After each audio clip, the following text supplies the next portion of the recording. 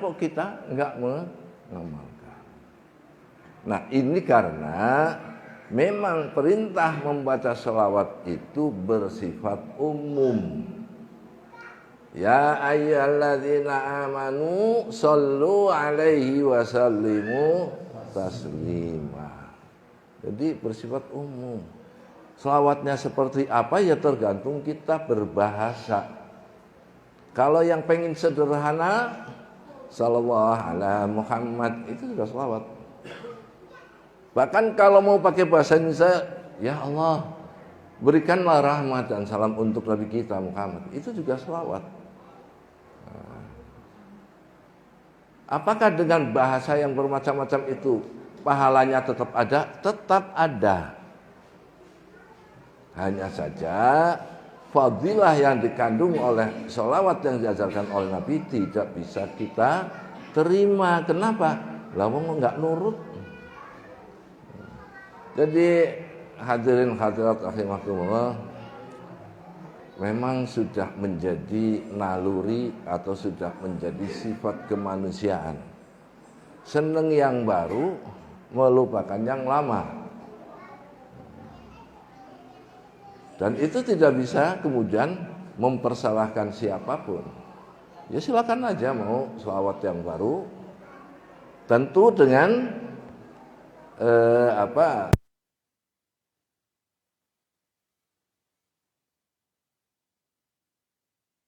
bukan Nabi yang mengajarkannya. Sekali lagi saya katakan, sholawat yang diajarkan oleh ulama sah, kemudian tetap dapat pahala, hanya fadilahnya itu ya fadilah yang dijelaskan oleh ulama tersebut. Misalnya nih, sholawat nariyah dibaca 4.444 kali, maka akan meniadakan bala atau wabah. Ini sholawatnya panjang loh. Sampai juga sudah pada hafal.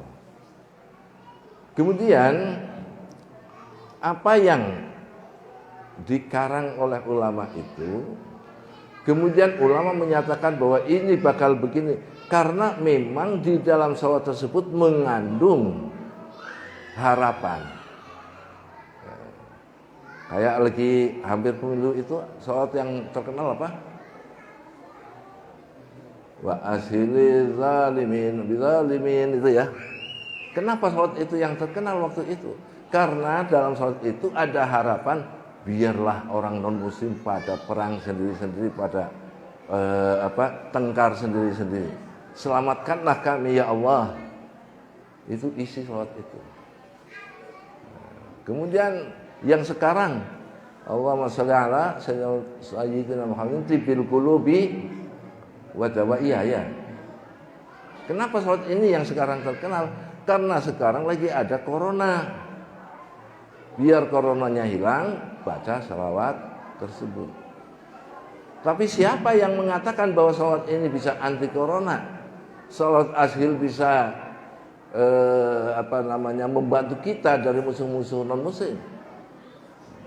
Semuanya itu adalah ulama yang mengarang sholawat tersebut. Berarti nggak bisa dipercaya? Ya nggak begitu pula lah. Masa sama ulama kok kita nggak percaya? Ya percaya kan? Berarti nggak beda dengan sholawat Nabi. Tetap beda, wong ucapan ulama dengan ucapan Nabi ya tetap beda. Hadirin hadirat rahimakumullah, saya barangkali pengen mengilustrasikan bahwa kenapa orang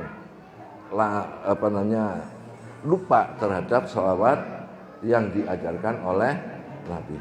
Karena banyaknya sholawat baru. Sekarang ini ratusan macam sholawat. Ya, kalau dibaca di buku sholawat itu ratusan. Nah, kemudian sholawat ini mungkin di antara yang hadir ada yang belum tahu fadilahnya apa. Karena kemarin waktu saya mujahadah di sana yang hadir beda. Jadi mungkin ada yang belum tahu apa sih fadilah daripada sholawat ini. keunggulan atau keutamaan yang disampaikan oleh Nabi.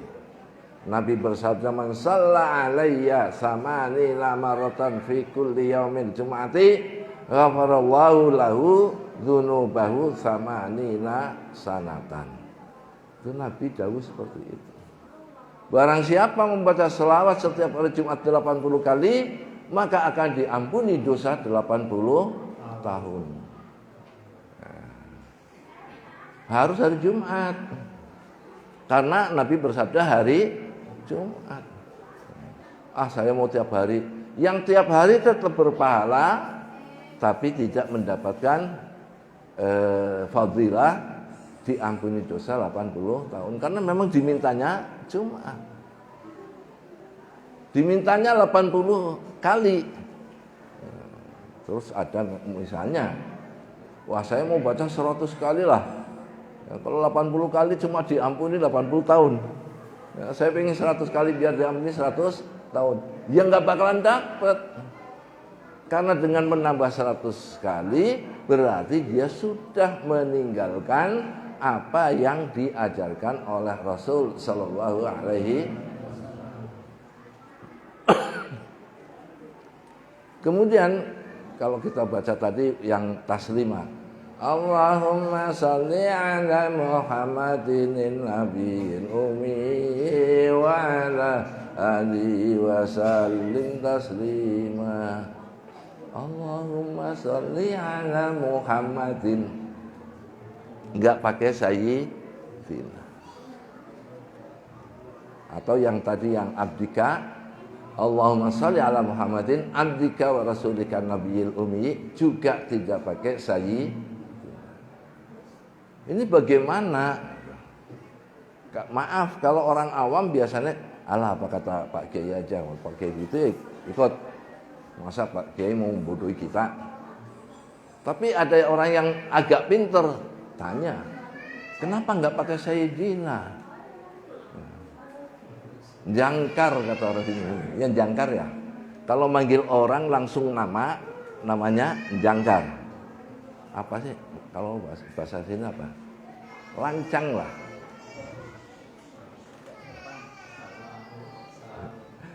Nah, orang panggil Pak D aja misalnya namanya Yusuf, nggak bakalan Yusuf, Pak D.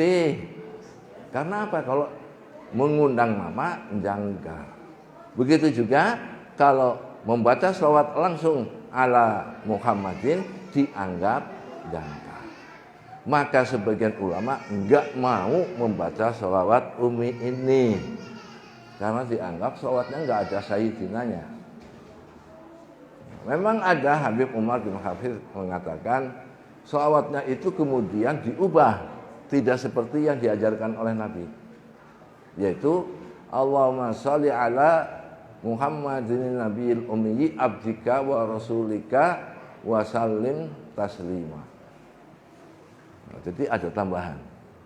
Kenapa? Yaitu menjaga supaya tidak jangkar. Tetapi sebagian ulama mengatakan bahwa jangkar itu kalau kita tidak diperintah oleh Nabi kok memanggil Nabi namanya, itu baru jangkar. Tapi kalau Nabi yang perintah, kamu panggil saya Muhammad saja, seperti dalam selawat itu yang nggak jangkar lagi. Nah, ini tentang redaksi selawat yang tanpa sayyidina ada penjelasannya. Nah, pengamal selawat umi ketika membaca selawat yang lain tetap pakai sayyidina. Jadi nggak pakai sayyidina itu waktu membaca selawat umi itu saja. Karena memang itu diajarkan oleh Nabi. Nah, ini tentang selawat umi. Bapak, Ibu, hadirin hadirat rahimakumullah. Jadi kehadiran saya di berbagai tempat tidak lain ingin mengingatkan kembali bahwa Nabi mengajarkan sholawat yang sangat sederhana. Allahumma salli ala Muhammadin abdika wa rasulika an-nabiyil ummi, atau Allahumma salli ala Muhammadin nabiyil ummi wa ala alaihi wasallim taslima. Kan salawatnya sederhana itu, gampang dihafal. Dan memang Nabi Shallallahu Alaihi Wasallam tidak ingin mempersulit umatnya. Diberi selawat yang sederhana, diberi angkanya sekalian, diberi cara membacanya kapan, kemudian dijanjikan fadilahnya, yaitu mendapat ampunan 80 tahun. Nah ini sekarang ini lagi musim orang meninggal umur nggak sampai 80, paling-paling 50, 60, lagi musim semacam itu. Terus gimana itu pahalanya? Kan berlebih ampunannya. Kalau ampunannya berlebih, ya diberikan kepada orang-orang terdekatnya. Siapa orang terdekat? Mulai istri, anak, ayah, ibu, itu namanya orang-orang terdekat. Hal ini juga berlaku bukan hanya untuk selawat ini. Ketika orang membaca istighfar, kemudian istighfarnya ditujukan kepada orang tua, maka itu akan diterima oleh orang tua tersebut di akhirat nanti. Dan ini pernah Rasul Shallallahu Alaihi Wasallam berkisah bahwa di akhirat nanti ada orang yang mengatakan, ya Allah, anna li hadzal kiram. Artinya, dari mana untuk saya kemuliaan ini? Orang ini jujur. Artinya merasa amalnya sedikit, tapi mendapatkan istana yang indah.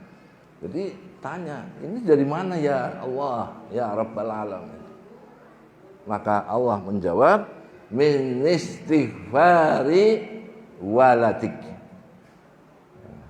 Rumah ini didapat dari istighfarnya anakmu. Jadi ketika anak membaca istighfar, astaghfirullahaladzim li walidayya, kan suka gitu ya. Nah, begitu mengucapkan walidayya, tercatat di sana bapaknya si Pak Tamrin itu mendapatkan tabungan karena istighfar dari anaknya. Makanya Bapak ngajari istighfar kepada anak-anak supaya anak-anak membacakan istighfar nanti. Atau kita ikuti apa yang disampaikan oleh Rasul Sallallahu Alaihi Wasallam, birru abaakum, ya birrukum abnaukum. Artinya apa itu? Berkhidmatlah kepada kedua orang tuamu, berbuat baiklah kepada kedua orang tuamu, niscaya anak-anakmu bakal berbuat baik kepadamu.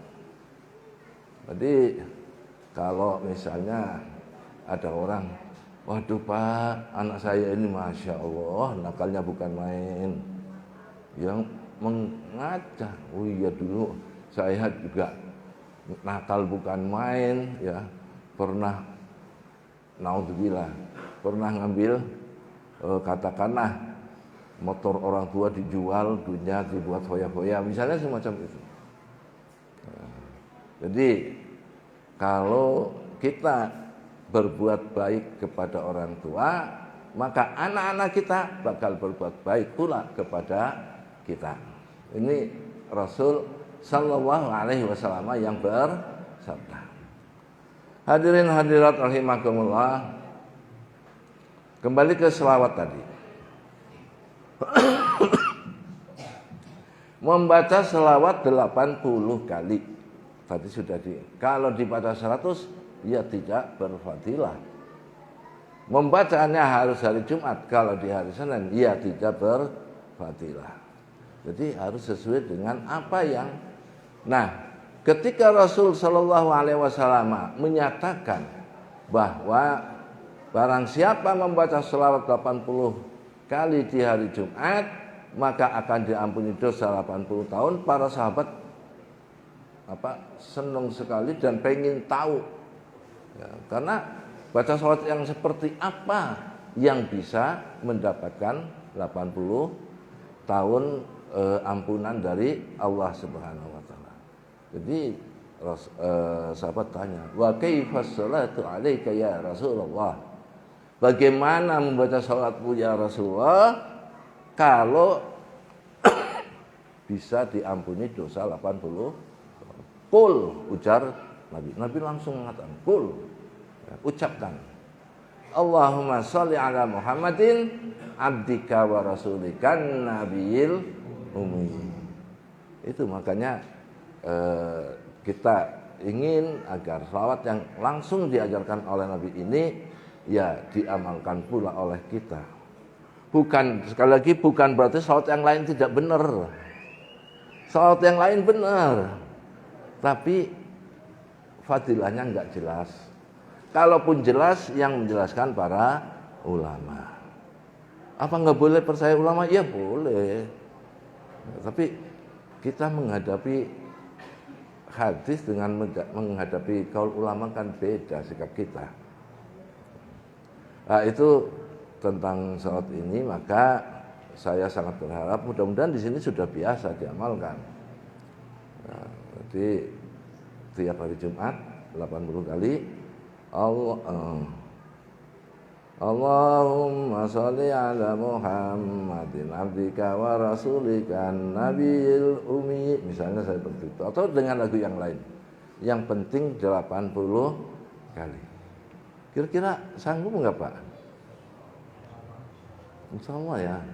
Sebab yang namanya pengajian itu bukan sekedar dihafalkan dan dipahami. Sampai ada orang mengatakan, percuma ngaji tiap hari, enggak paham aja kok. Kalau saya enggak percuma. Orang ngaji itu mendapatkan fadilah, mendapatkan keuntungan karena duduk mengaji di musola atau di masjid. Walaupun di sini duduk karena apa ya, istilahnya angler atau apa. Tiba-tiba ya, tetap mendapatkan pahala. Adapun orang yang kemudian tidak ngantuk dan paham, ya pahalanya beda dengan yang ngantuk tidak paham. Tapi tetap dapat pahala. Jadi tidak kemudian alah pengajian di sana paling-paling ya kayak gitu. Biasanya orang pintar yang gitu tuh. Jadi kalau diundang pengajian malah alah paling-paling kayak gitu. Saya juga bisa menguraikannya. Ya, padahal ada janji Allah Subhanahu wa taala yang akan diberikan kepada orang yang ikut pengajian. Bukan hanya itu fadilahnya duduk ngantuk tadi. Bahkan kalau berniat nawaitul i'tikaf lillahi ta'ala, wah dapat pahala lagi itu dari i'tikafnya. Jadi betapa Allah Maha sayang kepada kita semua sehingga tetap memberikan pahala kepada orang-orang yang taat walaupun karena kelelahan, karena ngantuk, kemudian tidak bisa mencerna pengajiannya. Hadirin hadirat rahimakumullah. Nah, kemudian salawat ini juga diamalkan 1000 kali sehari sebenarnya. Nah, kalau kita misalnya mengadakan kayak gini, pas saya kesini kan berarti sekitar 4 bulan sekali atau bahkan bisa setahun sekali.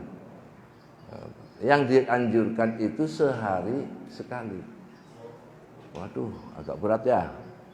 Padahal kalau dilakukan baca selawat dengan mujahadah yang lengkap, tadi terus terang saya potong karena sudah hampir jam 9 nanti nggak sempat ngaji kan. Jadi sebenarnya 1,5 jam itu paling lama bermujahadah itu. Apalagi kalau imamnya memang sudah biasa. Imam yang sudah biasa kan agak cepat. Yang kurang biasa agak lambat. Itu kan ya normal sajalah. Jadi 1000 kali sehari. Memang boleh bermujahadah, boleh tidak. Maksudnya tidak dengan sholat tasbih, tidak dengan sholat hajat, langsung baca sholatnya 1000 kali itu boleh. Karena di dalam hadisnya dikatakan, man shalla alayya fi kulli yaumin alfa maratin lam yamut hatta yara maq'adahu fil jannah. Kalau orang membaca selawat 1000 kali sehari,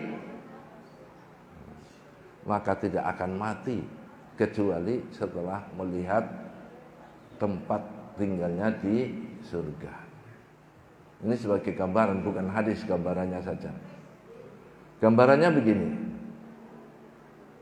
Malaikat Israel datang kepada kita karena sudah mendapat tugas untuk mencabut nyawa Pak Dasun misalnya.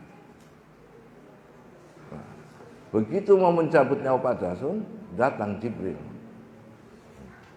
Israel, saya dapat informasi dari Allah Subhanahu wa taala bahwa Dasin itu belum waktunya untuk dicabut nyawanya. Ketika ditanya kenapa belum waktunya? Karena dia belum melihat tempat tinggalnya di surga. Nah, begitu diperlihatkan tempat tinggalnya di surga, begitu senangnya dicabut nyawanya, tersenyum dia dalam keadaan mati dalam keadaan tersenyum. Makanya sering kita dengar ada orang meninggal dalam keadaan tersenyum, ada orang meninggal dalam keadaan melotot, ada orang meninggal dalam keadaan sengsara dan seterusnya. Nah, yang tersenyum itu antara lain karena mendapatkan gambaran rumahnya di surga. Allahumma.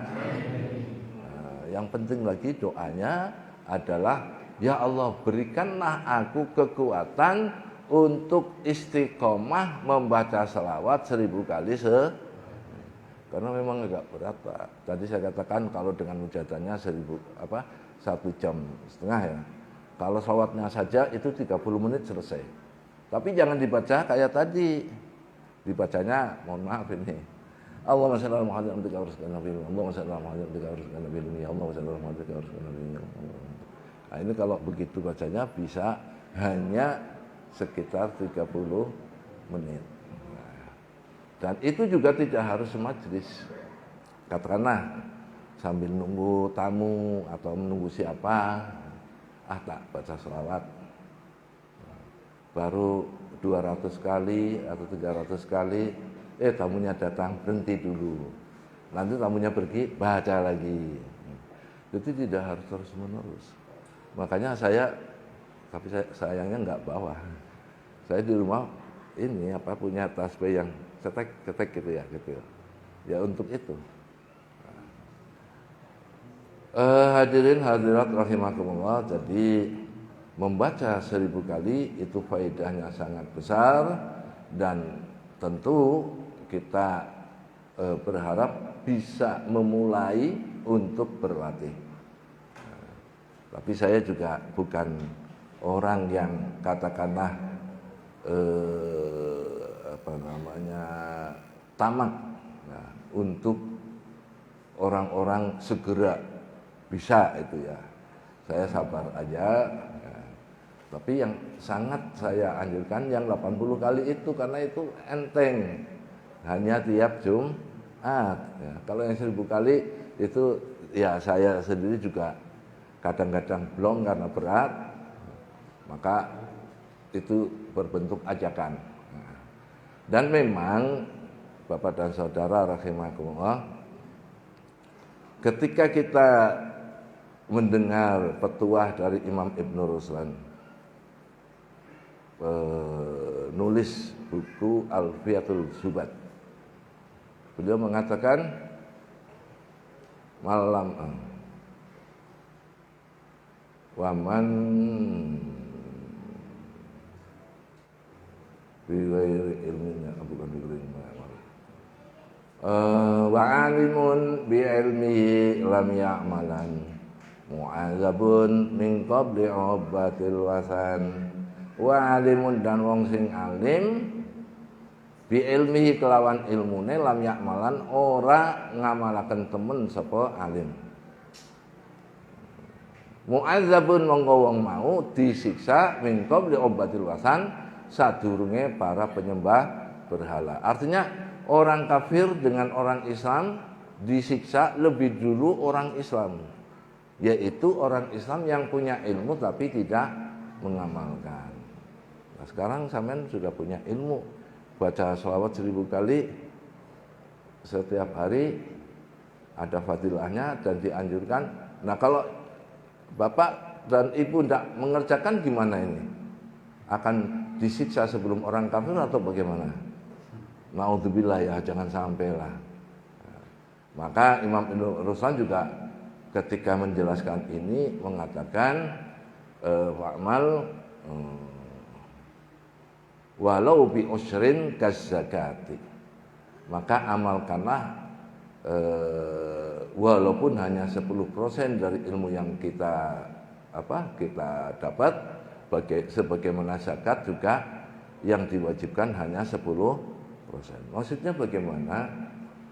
Kalau kita kurang-kurang bijak di dalam menjelaskan, orang berilmu tidak mengamalkan ilmunya masuk neraka. Itu kan tadi itu disiksa sebelum.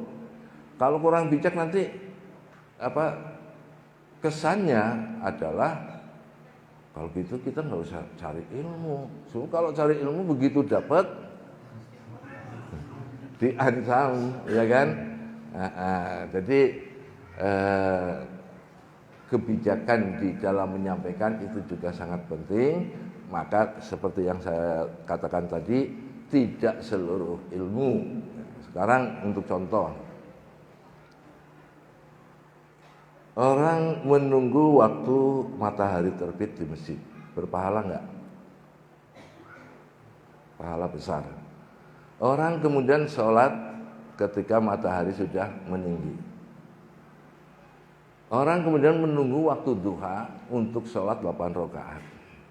Orang kemudian menunggu waktu zuhur karena ada sholat tahiyatul masjid, ada sholat qablatul zuhur. Kalau sholat di rumah ya susah untuk sholat sunnah. Jadi orang itu bisa jadi dilanggar terus atau di masjid terus karena ingin keutamaan-keutamaan yang memang sudah diketahui dari gurunya masing-masing. Nah, ini bisa, kalau seharian di masjid terus kapan ngekepi istrinya? Kalau seharian di masjid terus kapan mencari nafkah? Makanya ketika Rasul Shallallahu Alaihi Wasallam menjumpai ada sahabat yang kemudian mencela kepada orang yang pas lagi pada ngumpul di depan masjid, dia malah pergi ke pasar. Jadi dia mencela. Orang begitu cintanya kepada dunia, ke pasar padahal orang-orang lagi pada ngumpul di masjid. Nabi bersabda, dia mencari nafkah untuk keluarganya mempunyai pahala sebagaimana pahalanya orang yang berperang melawan agama, membela agama Allah. Jadi kalau dikatakan jihad itu ya bukan memerangi orang kafir saja. Walaupun memerangi orang kafir memang juga jihad. Tapi orang kafir yang diperangi itu adalah orang kafir yang memusuhi kita. Jadi kalau ada orang kafir yang tidak memusuhi kita, ya kita ajak damai, kita ajak bergaul bersama. Ini kadang-kadang orang keliru. Kemarin saya itu membuka tanya jawab ketika ini, kemudian ada yang tanya begini, Pak Kiai, itu sekarang sedang rame di desa ini,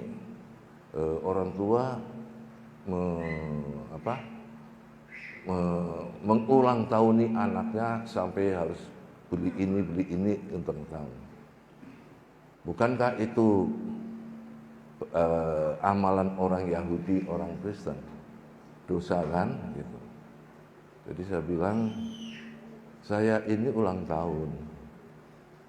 Bahkan saya minta seluruh anak dan cucu diulang tahun nih. Apa hasilnya dari ulang tahun itu?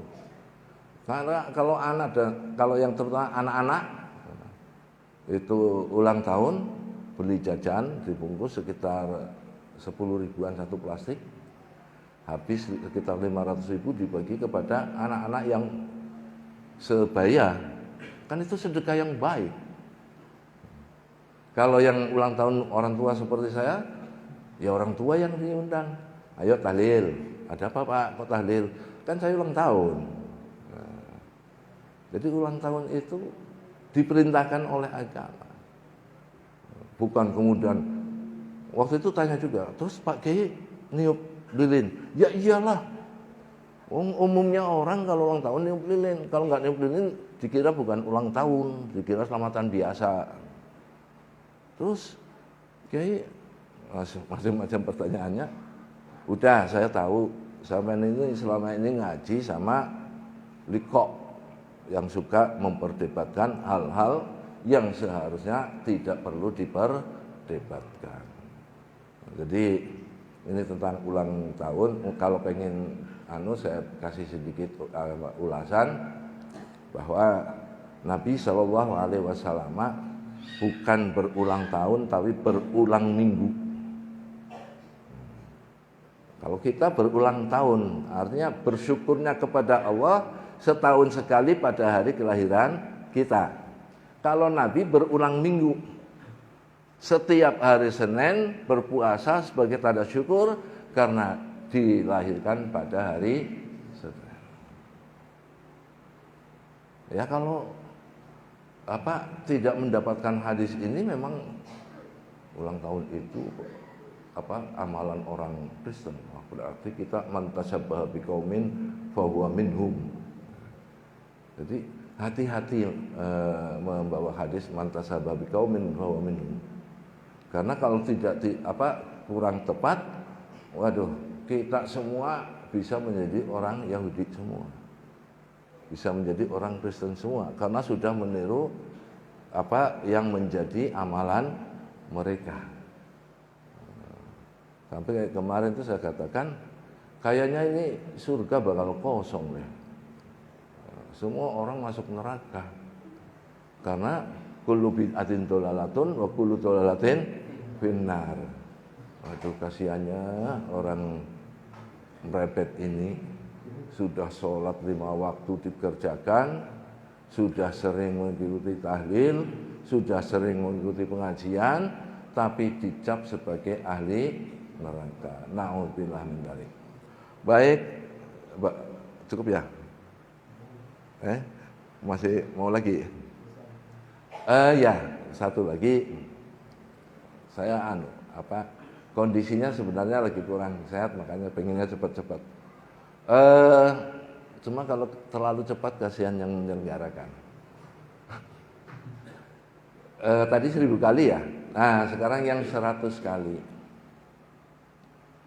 Kenapa ada angka 100? Karena Rasul SAW ketika bersabda menyatakan man shalla alayya fi kulli yaumin mi'ata marratin qadallahu hajatahu. Kalau ada orang membaca selawat kepada saya 100 kali setiap hari, maka akan dipenuhi hajat. Kalau kita sering baca selawat, katakanlah rutin, istiqomah, rasanya tiap kali ada problem itu akan datang solusinya. Tapi kalau orang yang tidak rajin baca selawat, ada problem, tanya sana, tanya sini, problemnya semakin meluas, semakin sulit dicarikan solusinya. Karena di dalam agama itu orang yang sedang mendapatkan kesulitan maka diperintahkan untuk langsung mengadu kepada Allah Subhanahu wa taala. Kalau mengadu kepada sesama bukannya mendapatkan solusi tetapi mendapatkan problem baru. Saya ini pernah, tapi mungkin kasuistis. Kasuistis itu artinya kasus per kasus, tidak bisa sebagai pedoman, cuma pernah terjadi gitu. Waktu saya jadi kepala sekolah dulu, jadi kepala sekolah, kalau ada undangan rapat, kan sewa mobil, salah satu mengendarai, yang lain urun bensin. Ini prakteknya semacam. Nah, karena kepala sekolah itu ada yang laki, ada yang perempuan, dan waktu itu enggak zamannya lelaki perempuan harus dipisah. Tahun 80-an kan yang namanya perempuan terkekang itu kan mulai tahun 80. Harus pakai jilbab. Kalau nggak pakai jilbab katanya kayak orang kafir. Memang ada perintah jilbab dalam Al-Quran. Nah, mereka mengatakan ada ini. Saya bilang ya itu memang ayat menjelaskan tentang jilbab, tapi tentang kewajiban jilbab itu adalah tafsiranmu. Kalau jilbab itu menjadi wajib, mestinya dulu para kiai punya istri, istrinya berjilbab. Memang istri zaman dulu berjilbab? Nggak ada. Kiai itu istrinya ya berkerudung. Makanya saya bilang jilbab itu bid'ah Muslim Indonesia pada tahun 80-an. Kemudian bid'ah yang kedua adalah cadar. Cadar baru ada tahun 90-an atau tahun 2000-an lah. Hadirin hadirat rahimakumullah, tentang 100 kali tadi ya. Jadi membaca selawat 100 kali itu akan menjadikan problem kita selalu dihadapkan kepada solusi. Jadi kita hidup selalu tenang karena selalu mendapatkan pintu keluar yang diciptakan oleh Allah Subhanahu wa taala.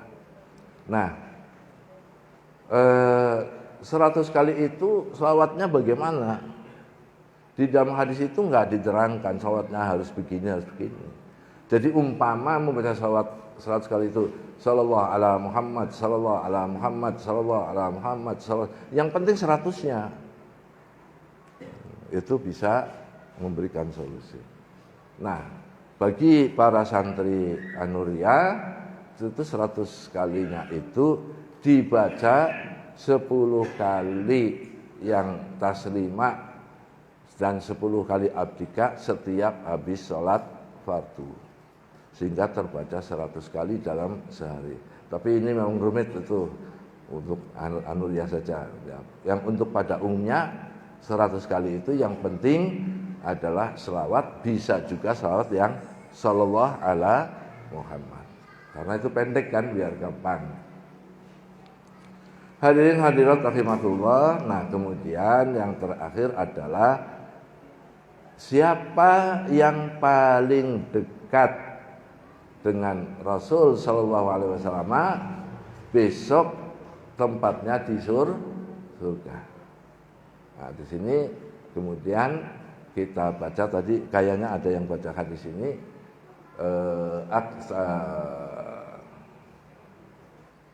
aksarukum alayya salatan aqrabukum minni hadan. Orang yang paling banyak membaca selawat kepadaku, maka dia yang paling dekat tempatnya di surga nanti. Allahumma. Nah, hadirin hadirat, mudah-mudahan apa yang saya sampaikan itu menjadi ilmu yang manfaat. Artinya walaupun kelihatannya ada yang berat, tapi insya Allah mendapatkan bantuan dari Allah Subhanahu wa taala sehingga menjadi ringan mengerjakannya. Kemudian wallahu muwaffiq ila aqwamit thoriq. Wassalamualaikum warahmatullahi